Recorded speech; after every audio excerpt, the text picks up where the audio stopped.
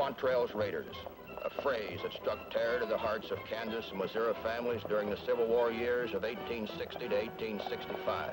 William Clark Quantrill was a Confederate officer. However, many felt that was only a front for thievery, thuggery, and murder. I think the Confederates believed, most Confederates believed, he went too far and that his tactics were too harsh.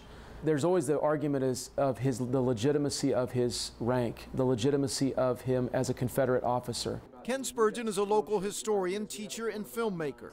His 2007 documentary Bloody Dawn tells the story of the raid on Lawrence, a raid resulting in the death of nearly 200 men and boys. I do believe a lot of people don't remember the Lawrence Massacre.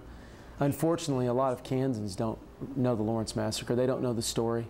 Kansas was a free state in 1863, no slaves, but feelings ran high on both sides, and Lawrence was a hotbed of the anti-slavery movement.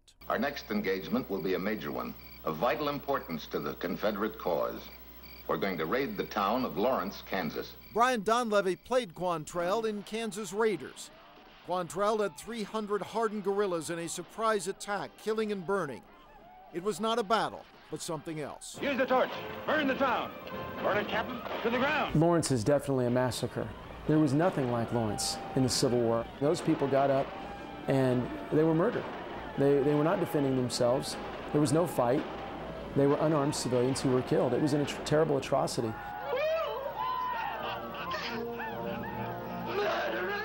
Many agreed then and do now. Yeah, I think Quantrill could be classified certainly as someone who got a great deal of enjoyment out of committing atrocities to some extent. In the Oak Hill Cemetery in Lawrence is this monument to those who died. It seemed an event outside the normal horrors of war, outside the usual bounds of human behavior, a part of Kansas history. I think people need to remember those were people. They need to remember that there were 100 to 150 women who lost their husbands that day, children who lost their fathers.